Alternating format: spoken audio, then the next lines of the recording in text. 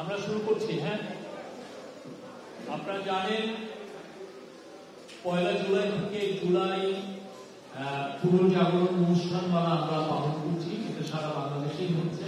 তো মূল অনুষ্ঠানগুলো, আমরা অনেকগুলো অনুষ্ঠান অলরেডি হয়েছে, বাট মূল অনুষ্ঠানমালা আসলে শুরু হচ্ছে, কিক অফ করছে আজকে জুলাই 14 তারিখ থেকে। আজকে এই বিস্তারিত এই জুলাই 14 তারিখের অনুষ্ঠান, সামনে আমরা কি করছি সেগুলো নিয়ে কথা বলবেন আমাদের সংস্কৃতি অ্যাডভাইজার মুস্তফা সরোয়ার ফারুকী এবং আমাদের নারী বিষয়ক অ্যাডভাইজার শারমিন মুর্শিদ। আমি মুস্তফা সরোয়ার ফারুকীকে মাইক দিচ্ছি। এটা দিয়ে বলবো, রাইট? হ্যালো, বেশি চলছে। সবাইকে স্বাগত। শফিক ভাই যেরকম বললো যে আজকে আসলে আমাদের মেজর ইভেন্ট কিক অফ হচ্ছে, এবং সেটা হচ্ছে জুলাই উইমেন্স ডের মাধ্যমে। এবং এটা একটা সিগনিফিকেন্স আমরা সবাই জানি যে কেন জুলাই উইমেন্স ডের মধ্য দিয়ে আমরা আমাদের ফিজিক্যাল ইভেন্ট কিক অফ করলাম। আপনারা সবাই জানেন যে 2024-এর 14 জুলাই ঢাকা বিশ্ববিদ্যালয়ের মেয়েরা হল ভেঙে রাস্তায় বেরোয় আসে এবং ফ্যাসিস্ট সরকারের একটা খুবই প্রিয় ন্যারেটিভকে তারা জাস্ট ভেঙে দেয়। এবং এটা শুধু ঢাকা ইউনিভার্সিটিতে হয়েছে তা না, আরও অনেকগুলো ইউনিভার্সিটিতে হয়েছে, সেখানেও এগুলো তারা উদযাপন করছে আজকে। সো ওই মেয়েদের যে কন্ট্রিবিউশন, এইটাকে স্যালুট করার জন্য আসলে আমরা আমাদের ফিজিক্যাল ইভেন্টটা জুলাই উইমেন্স ডের মধ্য দিয়ে শুরু করা। আমি এখানে একটু কোট করতে চাই, মানে আমি নিজে চাইলে অনেক দার্শনিক লাইন বানাতে পারতাম, কিন্তু আমি মনে করি যে জুলাইতে যে মেয়েরা আন্দোলন করেছিল তাদের একজনের একটা লেখা আমি ধার করতে চাই। সেটা ধার করে বলতে চাই, আমি মনে করি ওর ওই লাইনটার মধ্যেই এই 14 তারিখের স্পিরিটটা আছে। এনইসিউতে পড়ে একটা মেয়ে, ওর নাম নাফসিন। আজকে সকালে দেখলাম যে ও আমাদের জুলাই ইভেন্টটা শেয়ার করে একটা কথা লিখেছে ইংরেজিতে, যার বাংলা অর্থ দাঁড়ায় হচ্ছে এরকম যে 14 জুলাই রাতে একজন আমাদেরকে স্তব্ধ করে দিতে চেয়েছিল, আর তারপর থেকে আমরাই হয়ে উঠলাম জুলাইয়ের কণ্ঠস্বর। এবং আমার মনে হয় যে এই পুরো জুলাই আন্দোলনে মেয়েদের ভূমিকাকে এর চেয়ে সুন্দর এক লাইনে সাম আপ করা আর যায় কিনা আমি জানি না। তো সেইটাকে আমরা কমেমোরেট করবো আজকে সেন্ট্রালি শহীদ মিনারে। আর যেটা বললাম যে সারা দেশে বিভিন্ন ইউনিভার্সিটিতে এই অনুষ্ঠানটা হচ্ছে। তো শহীদ মিনারে যে এই অনুষ্ঠানটা হবে, এটাও কিন্তু by the July women, for July women and men and of July women. এই প্রোগ্রামটার যে পরিকল্পনা হয়েছে, সেই পরিকল্পনার সঙ্গে জুলাই আন্দোলনে সরাসরি যারা জড়িত ছিল যে মেয়েরা, তারাই এটা পরিকল্পনায় অংশ নিয়েছে। একই সঙ্গে কারা কারা স্মৃতিচারণ করবে এটা বাছাই তারা করেছে। একই সঙ্গে এই অনুষ্ঠানে কোনো প্রফেশনাল হোস্ট থাকছে না। যে 3 জন হোস্ট থাকছেন, 3 জনই জুলাই আন্দোলনে সরাসরি জড়িত। একজন ঢাকা বিশ্ববিদ্যালয়ের, একজন প্রাইভেট ইউনিভার্সিটির এবং একজন কলেজের, মানে স্নাতক পর্যায়ের সরকারি কলেজের। এটাও আমি মনে করি একটা সিগনিফিকেন্ট দিক যে সবাইকে নিয়ে সবাই মিলে আজকে শহীদ মিনারে এই উৎসবটা হবে সন্ধ্যা 6টা থেকে। সেখানে শুরু হবে জাতীয় সঙ্গীতের মধ্যে দিয়ে, এরপরে ডকুমেন্টারি দেখানো হবে 3টা। একটা হচ্ছে জুলাই উইমেন, বানিয়েছে another July women Raka Nosin Nawar. এছাড়া দেখানো হবে you fail to kill Abrar Fahad, আর একটা ডকুমেন্টারি। এবং আরেকটা হচ্ছে জুলাই বিষাদ সিন্ধু। এই 3টা ডকুমেন্টারির পাশাপাশি ওখানে গান করবেন, আপনারা জানেন, শায়ান, এলেটা করিম, পারশা। আর ব্যান্ডগুলোর মধ্যে থেকে থাকছে হচ্ছে এফ মাইনর, সমগীত এবং রেবেল নামে একটা ব্যান্ড আছে। আমি মধ্যে আরেকটা ব্যান্ডের নাম ভুলে গেলাম, ইলালালা, রাইট, আমি ইলাকে ভুলে গেছি। সো এখানেও দেখেন পারফরমেন্স যারা করছে তারা প্রত্যেকে আসলে ফিমেল। এর বাইরে আমরা আজকের একটা মেজর প্রোগ্রাম নিয়ে কথা বলতে চাই। আপনারা জানেন যে এলিটা করিম, আমি এলিটার নামটা ভুলে গেছি, সরি, স্মৃতি থেকে বলতে গেলে যেটা হয়, এলিটা করিম আজকে শহীদ মিনারে আছেন। আর এছাড়া আমাদের আরেকটা মেজর প্রোগ্রাম হচ্ছে আজকে নারায়ণগঞ্জে। আপনারা জানেন যে 1 তারিখে যখন আমরা প্রোগ্রাম ডিক্লেয়ার করেছি, সেখানে বলা হয়েছিল যে দেশের 64টা জেলায় জুলাই স্মৃতিস্তম্ভ স্থাপন করা হবে। এটা স্থাপনের কাজ আজকে থেকে শুরু হলো নারায়ণগঞ্জের মধ্য দিয়ে। সেখানে আমাদের 5 জন উপদেষ্টা যাচ্ছেন, আসিফ নজরুল, রিজওয়ানা হাসান, আদিলুর রহমান খান শুভ্র, সিয়ার আবরার এবং আসিফ মাহমুদ। এই 5 জন উপদেষ্টা ওখানে যাওয়াটা একটা বার্তা দেয় যে এটা আসলে আমাদের জন্য খুব সিরিয়াস কাজ। এবং আমরা বিশ্বাস করি নারায়ণগঞ্জে যেটা শুরু হলো 4 আগস্টের মধ্যে সারা দেশে এই স্মৃতিস্তম্ভের কাজ শেষ হবে। এবং এই স্মৃতিস্তম্ভটা হচ্ছে টেক্সট বেস। আপনারা জানেন যে এবার জুলাইয়ের আন্দোলনে লাইন, টেক্সট, কথা, স্লোগান, কবিতা এগুলো খুব গুরুত্বপূর্ণ ছিল। ওইগুলো দিয়েই এই স্মৃতিস্তম্ভটা তৈরি হচ্ছে। এছাড়া আপাতত আমি আর কি কিছু বলার আছে? আরেকটা কথা বলতে চাই, চিটাগংয়ে যারা আছেন এবং রংপুরে যারা আছেন তাদের উদ্দেশ্যে। আপনারা জানেন যে 16 জুলাই আমাদের জুলাই শহীদ দিবস। সেদিন আমাদের বেশ কয়েকজন উপদেষ্টা রংপুরে যাচ্ছেন বিশ্ববিদ্যালয়ে, ওখানে আবু সাইদ স্মরণ অনুষ্ঠান আছেন, তারাও সেখানে অংশ নেবেন। আর চিটাগং স্টেডিয়াম, যেটা কাজীর দেউরিতে শহরের ভিতরে, সেখানে অনেকগুলো ডকুমেন্টারি প্রদর্শনী আছে, কনসার্ট আছে চিটাগংয়ের শিল্পীদের এবং ঢাকার শিল্পীদের নিয়ে, এবং শেষে ওখানে একটা ড্রোন আর্ট ডিসপ্লে আছে। ফলে চিটাগংয়ে যারা আছেন তাদের সবাইকে আগাম বলে রাখলাম যে আপনারা প্রস্তুত থাকেন। 16 তারিখ সকালে আমাদের একটা প্রেস কনফারেন্স হবে, সেখানে ওই 16 তারিখের লাইন আপটা বলা হবে। আপাতত আমার তরফ থেকে এতটুকুই। এরপরে প্রশ্ন থাকলে উত্তর দেওয়া যাবে। শারমিন আপা ক্যান টেক ইট ফরওয়ার্ড। ধন্যবাদ। শুভ বিকেল। আজকের যে অনুষ্ঠানটা শুরু হলো, আমরা 14ই জুলাই, আমরা জুলাই নারী দিবস বলছি। মেয়েরা জুলাই কন্যা শব্দটা পছন্দ করে, তো জুলাই কন্যা দিবস। এই দিনটা আমাদের যেমন কেন্দ্রীয়ভাবে কতগুলো অনুষ্ঠান হচ্ছে আপনারা জানতে পারলেন। এর বাইরে আমার দুটো কথা বলার আছে। আমাদের মন্ত্রণালয় থেকে আমাদের জুলাই কন্যাদের আজকে একটা র্যালি হচ্ছে, তারা বিশ্ব র্যালি করছে এবং সেখানে তারা তাদের স্লোগান, তাদের ভাষা, তাদের চাওয়া পাওয়া এগুলো নিয়ে তারা আওয়াজ তুলবে এবং তারা একটা জায়গায় সম্মিলিত হয়ে তাদের কথাগুলো তারা বলবে। এটা 3:30টায় শুরু হবে এবং মানিক মিয়া আগ্নেয় থেকে আমরা যাত্রাটা শুরু হচ্ছে। তারা বিভিন্ন অঞ্চল থেকে ঢাকায় একটা জায়গায় জড়ো হয়ে তারপরে একসাথে তারা র্যালিটা করবে। রিক্সাকে সম্মান দেওয়াটাও এটার একটা অংশ, কারণ অনেক মেয়েদের স্মৃতিতে ছিল যে রিক্সাওয়ালারা কিভাবে তাদেরকে সাহায্য করেছে। আজকে আমরা দেখতে পাচ্ছি যে জুলাই আন্দোলনটা বোধহয় পৃথিবীর একটা অন্যতম উদাহরণ ইরানি কন্টেম্পোরারি হিস্ট্রিতে, যেখানে এত নারী একসাথে আন্দোলনে নেমেছে। আন্দোলনকারীরা নিজেরাই আমাকে বলেছে, ছেলেরা মেয়েরা, যে প্রায় 65 থেকে প্রায় 70% মেয়ে, প্রথমে মেয়ে ছিল। এবং এটা বিস্ময়কর। আর মেয়েদের সূচনা, যে তারা যে সূচনাটা করে, প্রথম স্লোগান, প্রথম ঘর থেকে বের হওয়া, প্রথম হোস্টেল থেকে বের হয়ে আসা, এটা যেমন আমাদের সকলের চোখে স্পষ্ট হয়ে উঠেছিল, ঠিক তেমনি আরেকটা অপূর্ব জিনিস আমরা লক্ষ্য করেছিলাম। সেটা হচ্ছে যে মেয়েরা ছেলেদের উপরে যখন আক্রমণ হয়েছিল, তারা কিভাবে ছুটে গিয়ে ছেলেদের রক্ষা করার চেষ্টা করেছে।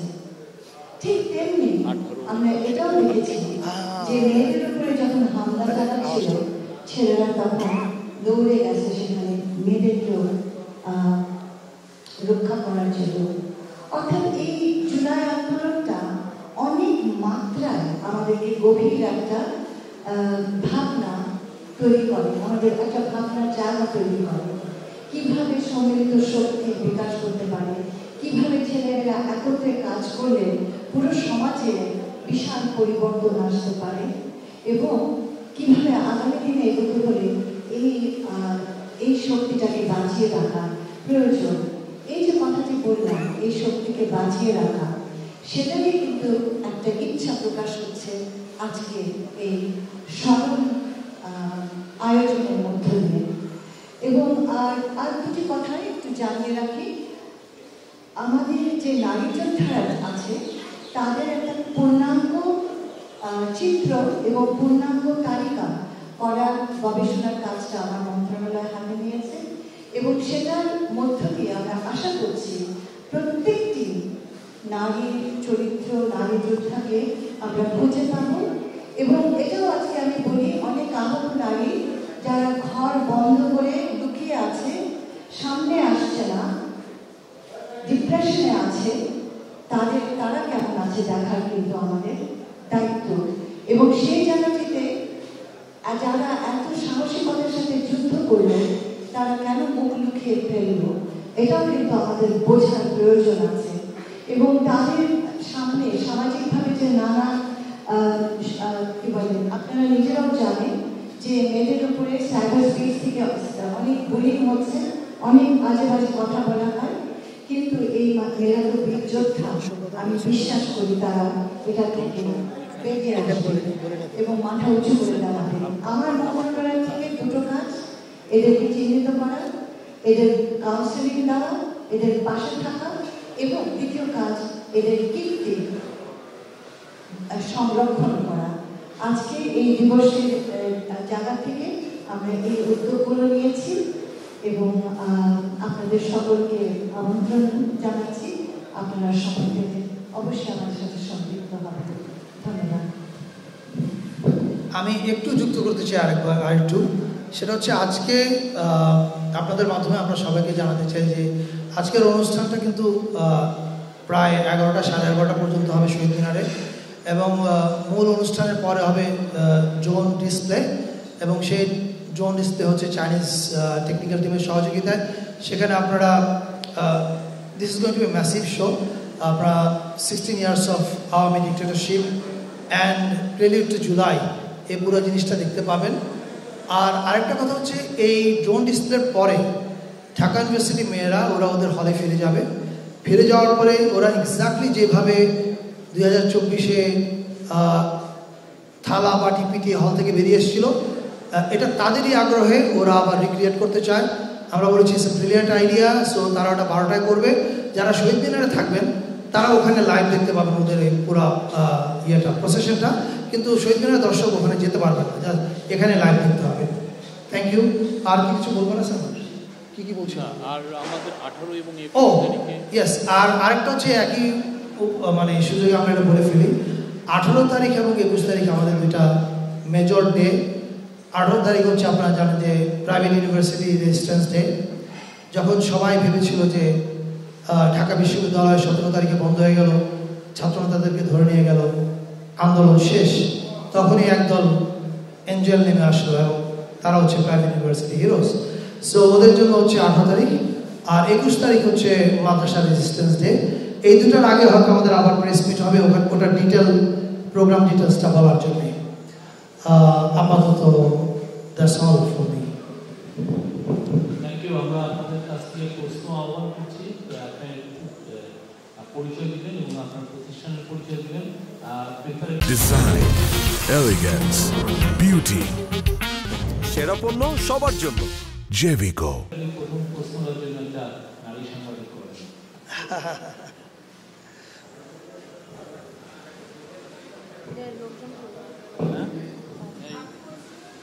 আমাদের একজন লোককে দাও না এখানে, না আমাদের একটা লোককে বলেন মাইকটা দিতে। আমার ওই যে ওকে, ওই যে পরশকে বলেন, মাইক পরশকে মাইক আছে। ধন্যবাদ। শারমিন আপা, আপনি বলছিলেন যে আমাদের জুলাইতে নারী যোদ্ধারা তারা বিভিন্ন রকমের বুলিংয়ের শিকার হচ্ছে, তারা নিজেদের লুকিয়ে রাখছে, তারা একটা ট্রমার সময় কাটাচ্ছে। তারা অনেক লম্বা সময় পার হয়ে গেলে এই সময়টা থেকে আমরা তাদের জন্য এই দুরবস্থা থেকে তাদেরকে বের করা যেত কিনা? আমরা 1 বছর পরে আমরা এসে তাদের ব্যাপারে ওইভাবে কথা ভাবছি, তারা তো যোদ্ধা। আমি স্মৃতি এটি নিয়ে কাজ করি। আচ্ছা, প্রথম কথা হচ্ছে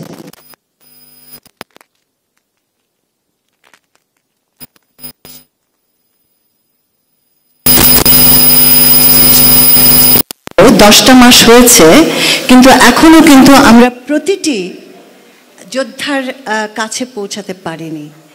কারণটা হচ্ছে যত সহজে আমরা বলে ফেলি তার চাইতে অনেক বেশি কঠিন। এবং আমরা সহজ হয়েছিল প্রথমত যারা আহত এবং নিহত তাদের চিহ্নিত করে ফেলা।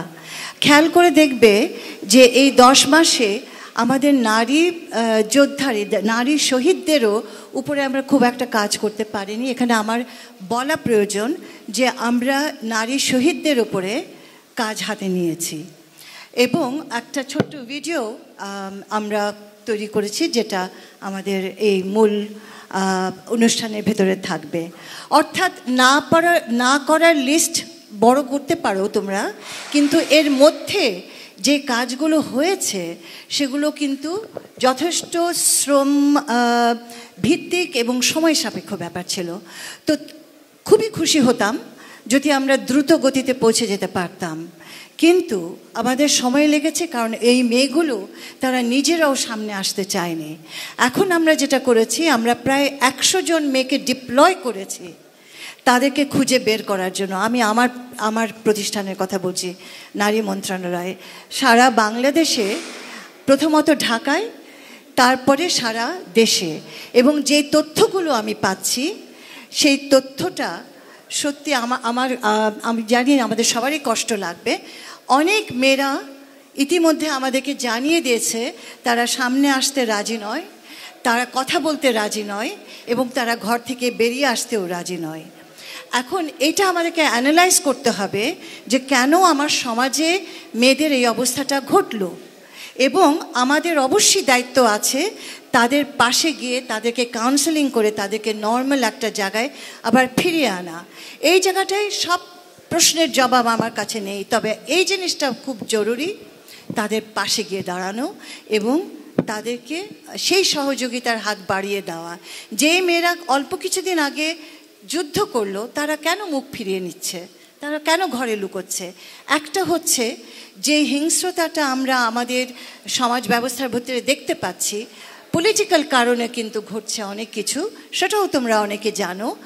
এবং সেখানে মেয়েরা যে একটা শিকার ঘটে যায়, এবং তোমাদেরকে আবারও আমি স্মরণও করে দিতে চাই, ৭১-এর মুক্তিযুদ্ধের পরেও কিন্তু মেয়েরা হারিয়ে গেছিল। এবার আমরা হারাতে দেব না বলেই আমরা তাদেরকে ঘরে ঘরে গিয়ে খুঁজছি। সময় লাগবে একটু, কিন্তু আমরা ওদেরকে ঠিকই বের করে আনবো, ওদের প্রত্যেকজনের কাছে আমরা পৌঁছাবো।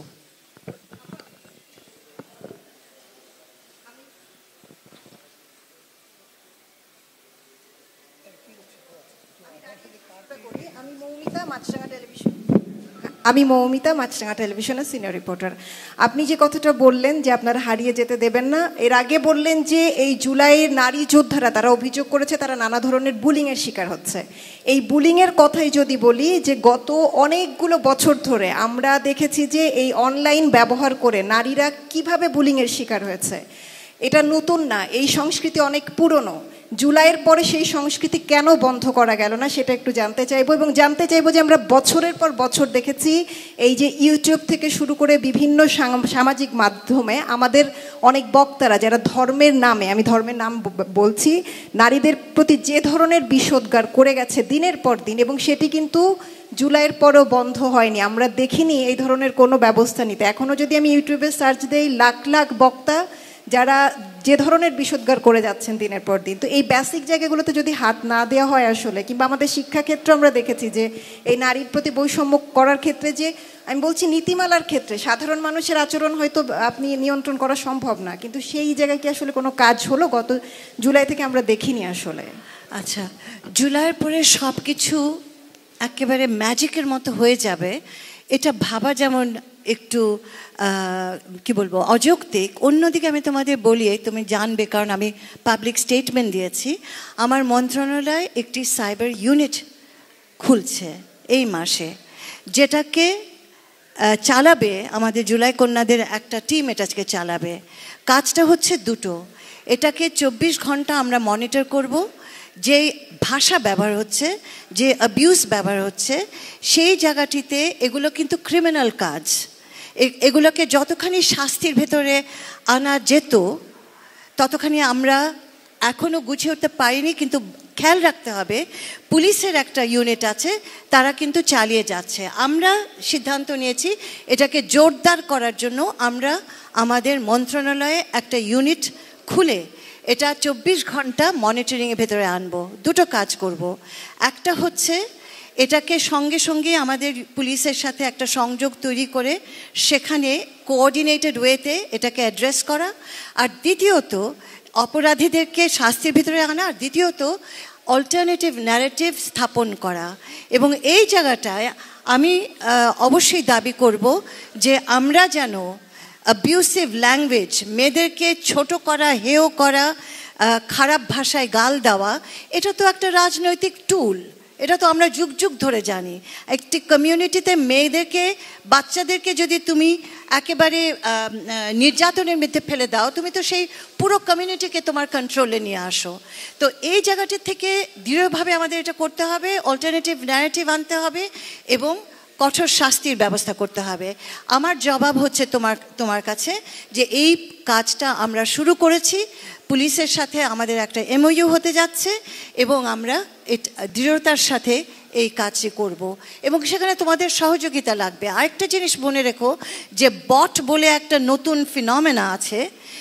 এই বট কালচারটা কিন্তু খুব দৃঢ়ভাবে ব্যবহার হচ্ছে এই অপসংস্কৃতিটা ছড়ানোর ক্ষেত্রে এবং তাদেরকে কিন্তু ধরা যায় না এবং বিদেশ থেকে যারা করছে তাদেরকেও ধরাটা আমাদের জন্য খুব কঠিন। কিন্তু দেশে যে অরাজকতা যদি হয়, দেশে যদি কেউ এই ক্রিমিনাল কাজগুলো করে, আমি বিশ্বাস করি যে আমরা যে কাজগুলো হাতে নিয়েছি তার মধ্যে থেকে আমরা নিশ্চয়ই এটাকে আরেকটু ভালো অবস্থায় নিয়ে আসতে পারবো। শফিক ভাই, আমরা কোশ্চেনগুলো একটা আমার জি আপনারা একটা বিষয় আরেকটা আমি ওনার এখানে অ্যাড করি, আমরা কিন্তু সাইবার প্রোটেকশন অর্ডিন্যান্সটা করেছি যাতে সাইবার স্পেসে নারীদের এবং শিশুদের আমরা যেন এটাকে সেফ একটা স্পেস তৈরি করতে পারি, ওদের প্রোটেকশনটা এনশিওর করা হয়। এটা এবং খুব ইন্টেন্সিভ একটা কনসালটেশনের ফলে এই আইনটা কিন্তু গৃহীত হয়েছে। আরেকটা হচ্ছে যে আপনারা দেখেছেন মাগুরার যে ঘটনাটার পরে, ওইখানে রেপ কেসের পরে কিন্তু আমরা আমাদের আইনেও কিছু চেঞ্জ এনেছি নারী এবং শিশুদের রিপ্রেশন কেসের ক্ষেত্রে এবং এটা খুবই আরও শক্ত করা হয়েছে। এটুকু আমি অ্যাড করলাম। আমি কে কোশ্চেন করছিলেন প্লিজ? অনুষ্ঠান সম্পর্কিত কোশ্চেন করেন প্লিজ। যেহেতু গণভবনে এসেছি, এই রিলেটেড একটা প্রশ্নই থাকবে। আমি এনটিভিতে কাজ করি, ইবনুল হাসান।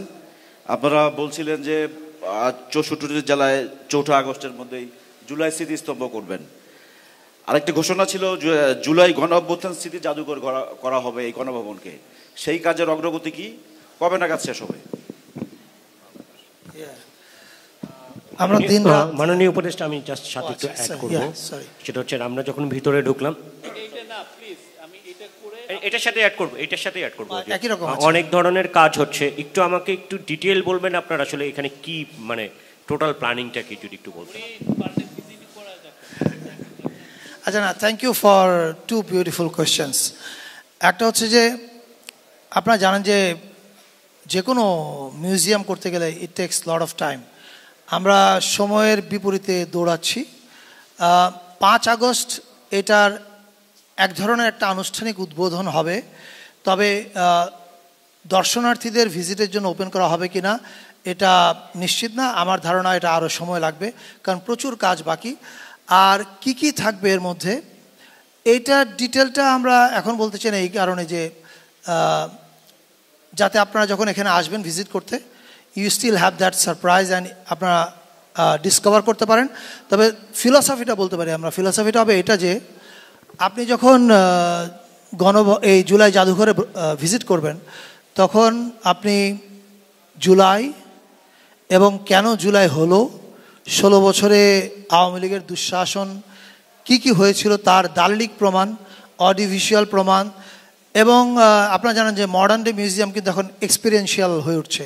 ফলে এটা যেন একটা এক্সপিরিয়েন্সিয়াল মিউজিয়াম হয়ে ওঠে, এটার জন্য আমরা যত রকমের টুল আছে, জাস্ট ফটোগ্রাফ, ডকুমেন্ট এবং অডিও ভিডিও না, এর বাইরেও আরও অনেক টুল আছে যেগুলো আমরা ব্যবহার করছি।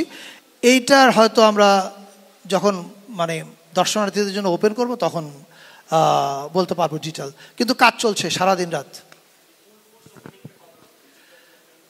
এটা একটু এখন বলাটা মুশকিল এক্সাক্ট টাইমটা, তবে 5 আগস্ট এটা আনুষ্ঠানিক উদ্বোধন হবে, কিন্তু দর্শনার্থীদের জন্য ওপেন করা হবে পরে। সেই টাইমটা আমরা একটু পরে জানাবো। Thank you.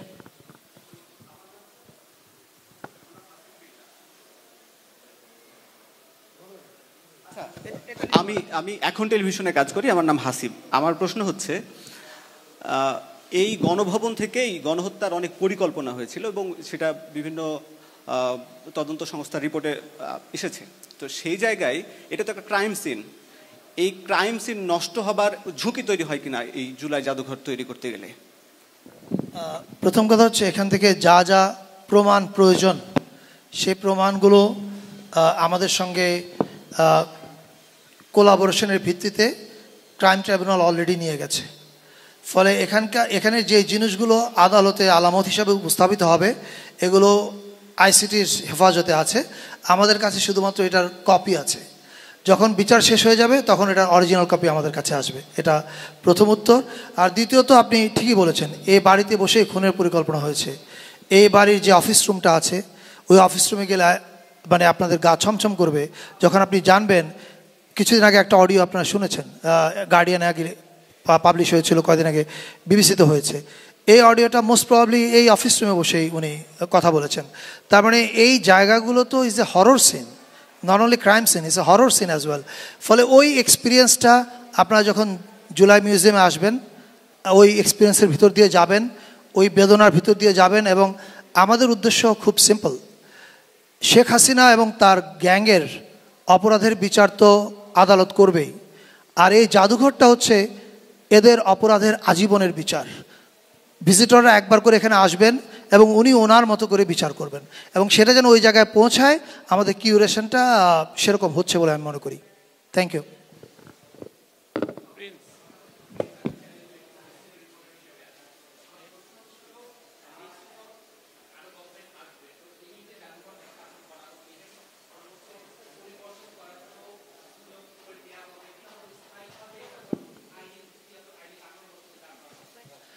হ্যাঁ, এটা একটা আমরা আগে বানানো শেষ করি, তারপর এটার একটা আইনি কাঠামো, এটা ট্রাস্টের ভিত্তিতে পরিচালিত হবে না কিভাবে হবে সেটা ঠিক করা হবে।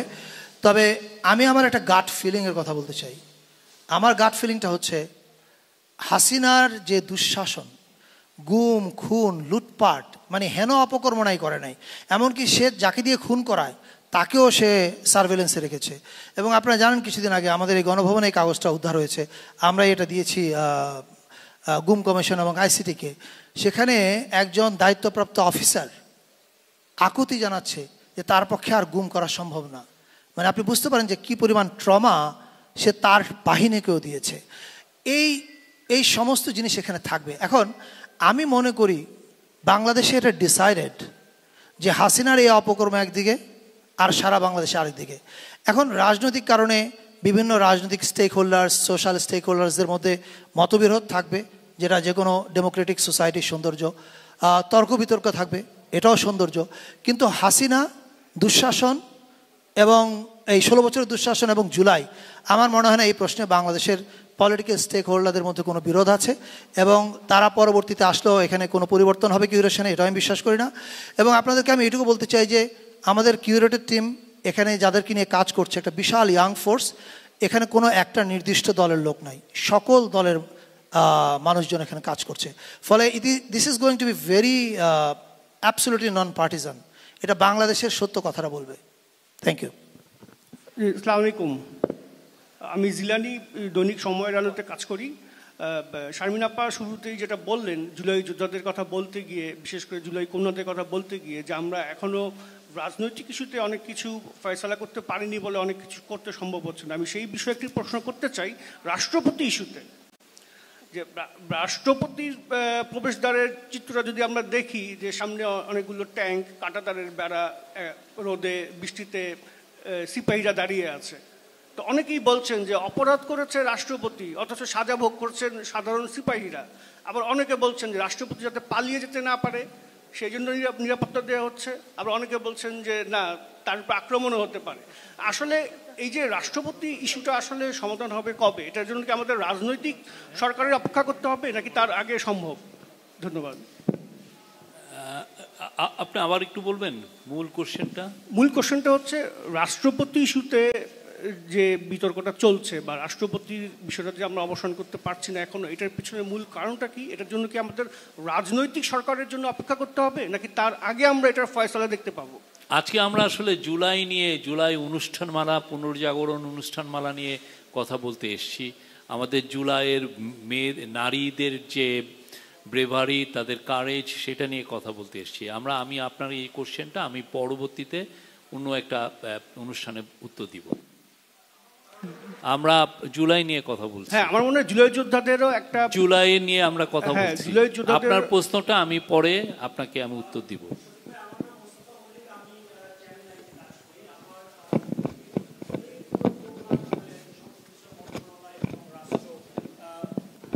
এটার যদি মানে যতটুকু গণমাধ্যমে জানানো যায়, এটার খরচটা কিভাবে আসছে, কত হচ্ছে, যেমন লেজার শো করেছেন, এই সব কিছু মিলেই আসলে খরচটা কি পরিমাণ হচ্ছে? ধন্যবাদ। খুব ভালো প্রশ্ন। আপনাকে আমরা একটা উত্তর দিতে পারি, সেটা হচ্ছে এটা ওই আপনারা জানেন যে এর আগে অনেক বর্ষের নামে 1000 কোটি টাকা দুর্নীতি হয়েছে বাজেট, সেজন্যই প্রশ্নটা করা। এটার ক্ষেত্রে একটা টাকাও কোনো মন্ত্রণালয়কে বাড়তি বরাদ্দ দেওয়া হয় নাই। মন্ত্রণালয় তার যে রেগুলার বাজেট, রুটিন বাজেট, সেই রুটিন ওয়ার্ক থেকে এই কাজটা করছে। ফলে এটার জন্য বাড়তি রাষ্ট্রকে কোনো টাকা বরাদ্দ করতে হয়নি। Thank you. এটা আমি একটু বলি যে আমরা যে কাজটা করছি আসলে আমরা কোনো বাড়তি বরাদ্দ নিয়ে করছি না। গবেষণার ক্ষেত্র আছে, নারীদের ক্ষমতায়নের কর্মসূচি আছে, বাজেট আছে, সেগুলোকেই আমরা কাজে লাগাচ্ছি এই তরুণ প্রজন্মের কাজগুলোকে এগিয়ে নেওয়ার জন্য, এই তরুণ জুলাই কন্যাদের ক্ষমতায়নের জন্য।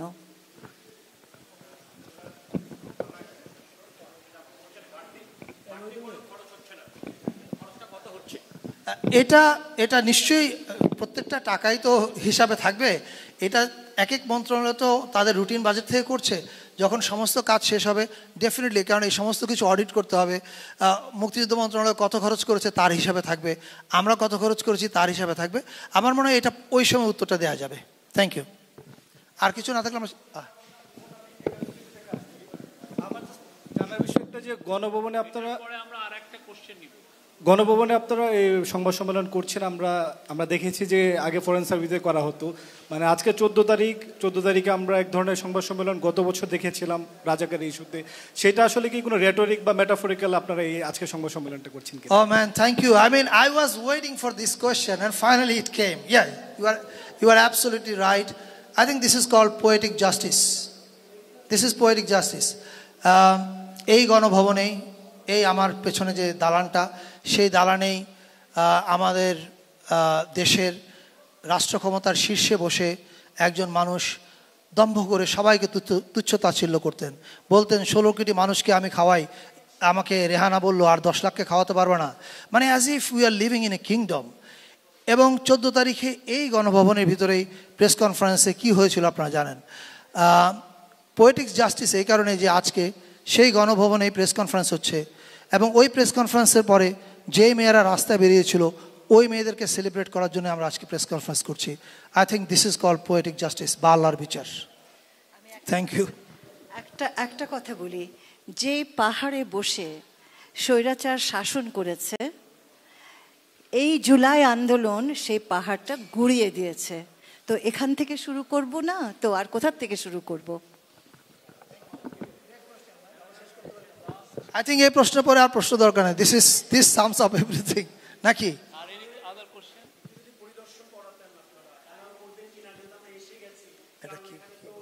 আমাদের টিম আপনাদেরকে একজন যাবেন, ওনারা আচ্ছা আজাদ ভাই সহ যাবেন, আপনাদেরকে একটু জাস্ট দেখাবেন, কিন্তু ভিতরে আপনারা বিশেষ কিছু হ্যাঁ কাজ করছেন তাদের সাথে আমাদের প্রেসের 2 জন থেকে আপনাদেরকে দেখাবেন জাস্ট। আর ভেতরে বিশেষ কিছু পাবেন না, কারণ জিনিসগুলো সব সরিয়ে আমরা আরেক জায়গায় কাজ করছি। এখন ভিতরে কিছু ওয়্যারিংয়ের কাজ চলছে, ওগুলো শেষ হওয়ার পরে ওগুলো আবার প্লেস করা হবে ওখানে। কিন্তু of course you are welcome to visit. I mean thank you.